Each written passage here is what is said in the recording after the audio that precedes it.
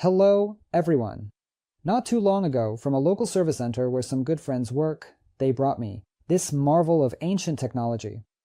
It needed to be inspected, diagnosed, and repaired. I have repeatedly said that I am not a specialist in repairing inverters or any kind of equipment. I am a blogger enthusiast with some knowledge in power pulse technology, but sometimes I repair things for friends and family, and sometimes purely for content. So, this is exactly the latter case. I will say right away that this repair will be for money, not for free, as I usually do. I will announce the cost at the end, and after watching the video and studying the prices of the parts, you can write in the comments how much you would charge for such a repair. Of course, the repair can be done as cheaply as possible, but it can also be done in a way that the device will last for many years. That is, to do a proper repair with full maintenance. I am a perfectionist, so don't judge me harshly for any extra movements. Imagine that a repairman is like a doctor, and before operating on you, he must make the correct diagnosis. And to do that, a full examination is necessary. There's no other way. I'm saying this because any task should be approached with great responsibility. Any mistake you make as a professional could, in the worst case, lead to a major tragedy. But let's not dwell on the negative. Our device, as you understood, is a semi-automatic welder, quite old and very reliable. Its circuitry and overall design are classic, the so-called three-story type. It's not based on IGBT, but on MOSFET, meaning field effect transistors. It has been through a lot, meaning it's been thoroughly overhauled. The condition is terrible, tired, dirty, all scratched up, clearly hasn't been sitting idle. The complaint is that it turns on welds, but the current is insignificantly low and cannot be adjusted. I admit that I haven't turned it on, but to be honest, I highly doubt it ever turned on and welded. Its auxiliary power sources are clearly not working, at least one side of the bridge is blown. You'll see this for yourself a little later. A brief digression, why I call this inverter infernal. It's simple. Although it's assembled using a reliable topology, everything is implemented in a haphazard way. To put it back together, I spent a couple of hours even with several sets of tools at hand. I couldn't understand the logic of the designers. You always have to reach into some awkward spot to snap a connector in place.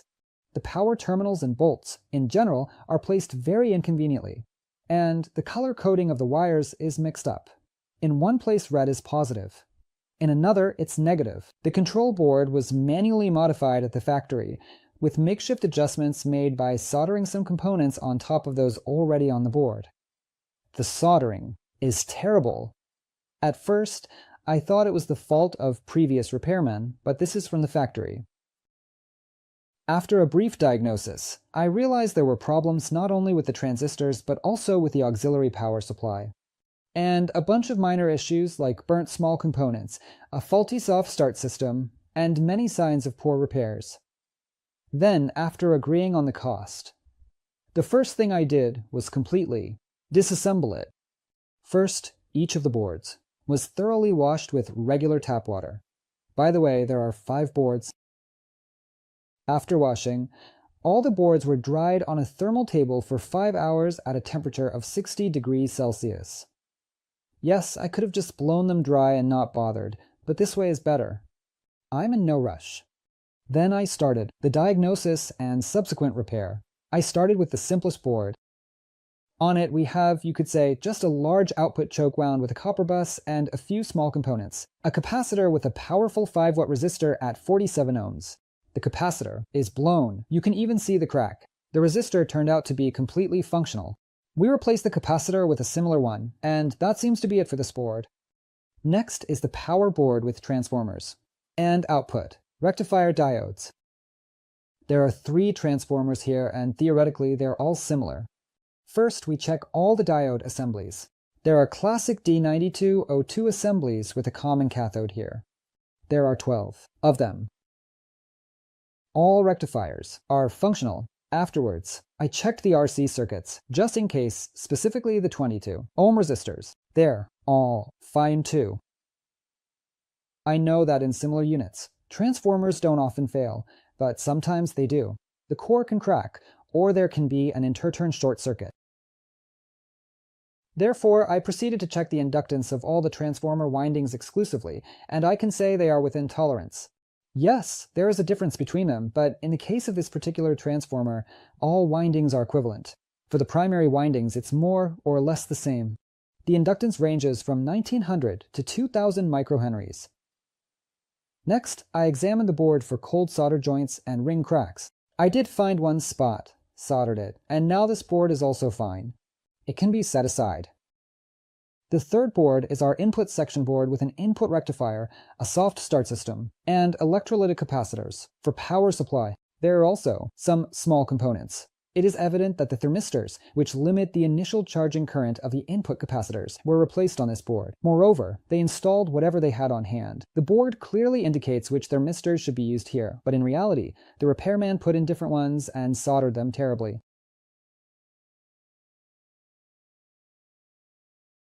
I'm not trying to badmouth anyone, just so you know. Draw your own conclusions. I believe that if you've been paid, you should do everything with quality. Well, they could have asked for more money for quality repairs and not done such a sloppy job. I'm sure many people are willing to pay more if they were confident their equipment was in reliable hands. There's also a capacitor on this board that's clearly swollen. And it's not a deformation of the cap, it's actual swelling. The capacitors here are Nippon Chemicon 4 pieces at 470 microfarads, 450 volts. The input bridges, there are 2 of them on heat sinks, are rated at 25 amps, 1000 volts. The heat sinks were crooked, so I decided to straighten them and check the thermal paste at the same time. And it's a good thing I did. The paste was clearly squeezed. Well, it's clear that it should be applied in a thin layer, but here the metal of the heat sink is visible under the paste. Also, from the imprint on the bridges, it's clear that the pressure was not quite even. We remove all the thermal paste, although I could have just refreshed it. Next, I pulled out all 4 capacitors and checked everything. The swollen capacitor is indeed swollen. Now everything is clearly visible. The others are basically fine. The internal resistance is not excessively high, and in terms of capacitance and leakage, everything is fine too. By the way, when I was pulling out the capacitors, I saw a clipped lead from some component, and judging by the glue marks, it was here from the factory. Greetings from the Chinese who assembled this inverter back in 2007. We put the capacitors back in place, and replaced the swollen one with a new one. Here we have Nippon Chemicon, and as always, the local sellers have a counterfeit. Here's the purchase capacitor, which is clearly smaller than the original ones, and its capacity is only 380 microfarads instead of the promised 470. In the end, I installed a tested capacitor. This is a little-known Chinese brand, but it works quite well, and the capacity is more or less as expected. Additionally, we glue the capacitors to the board. This makes it more reliable. We remove this mess of thermistors. I wonder what the creator of this contraption was hoping for. In any case, his ideas didn't work out, and something blew up here. In general, we install new ones, the ones we need 47D15. Off camera, I checked all the new components, including relays and diode bridges. Everything works. All that's left is to apply KPT8 thermal paste on the bridge and attach the heat sinks. Everything is good with this board too. Let's set it aside as well. Next, we place the board with power transistors and the control system on the table for diagnostics. On this board, we see 12 MOSFET transistors, 2 SK2837 with an isolation transformer, and snubber circuits. Every 3 switches are connected in parallel. On this board, we need to check all the switches, gate limiting resistors, and powerful snubber resistors. During diagnostics, it became clear that one leg of the bridge is shorted. Since we have 3 switches in one leg, and the channel is precisely the one that's shorted, we need to dismantle all 3.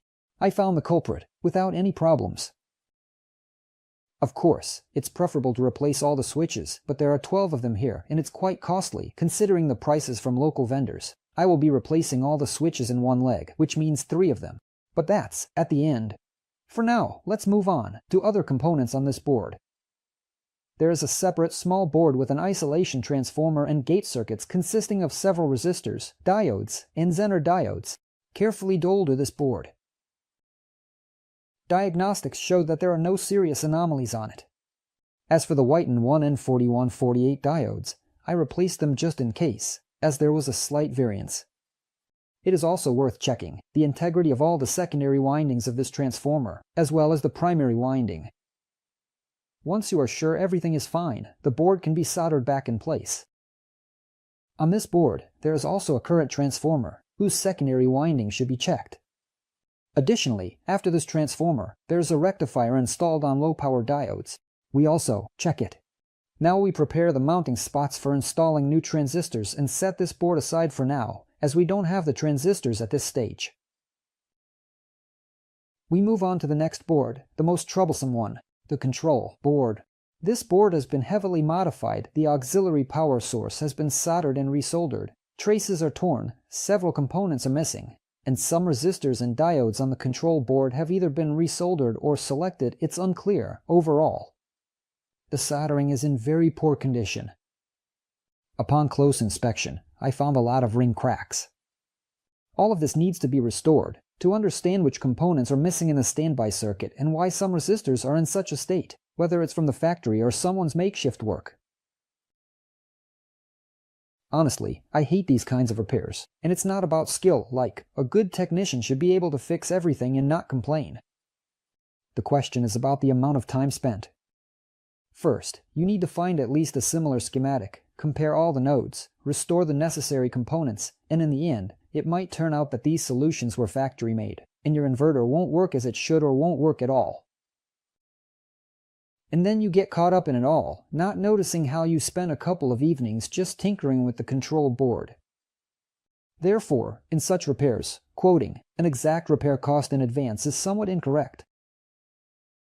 But then the client will misunderstand as well. To them, it doesn't matter that component-level repair and simple board replacement are two different things, and the first one requires more time. I won't even comment on the process of restoring this board, as the previous technician apparently randomly replaced all the components of the auxiliary power supply. Apparently, they didn't understand the problem and forgot to put back a few components. The magic of editing, and everything is ready. Oh, if only real life were that simple. By the way, regarding the restoration of this unit, I had a video on my second channel. For those interested, you can check the description. In general, the auxiliary power source has been restored, all questionable areas have been resoldered, and all that's left is to apply 310 volts of DC to the input of the source and check its operation. After all these procedures, the transistors arrived. We install them in their rightful place. Next, we clean the heatsink from thermal paste, and also clean the thermal pads. Then we check them for any shorts. If everything is good, we assemble the inverter completely. The first startup must be done with input current limitation. Moreover, the current should be limited after the capacitive capacitors by connecting a 100-watt incandescent lamp in series between the capacitors and the inverter. Once you ensure there are no anomalies, proceed to testing. Unfortunately, I don't have carbon dioxide, so I won't be able to show a nice weld.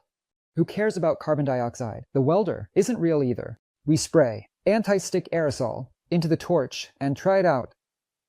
Checking the voltage adjustment of the device. It's currently set to minimum.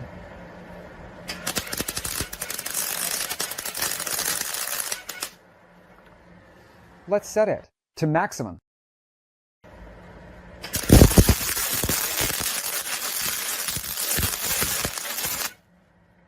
Everything works. Checking the feed speed. All right, maximum. Everything works great.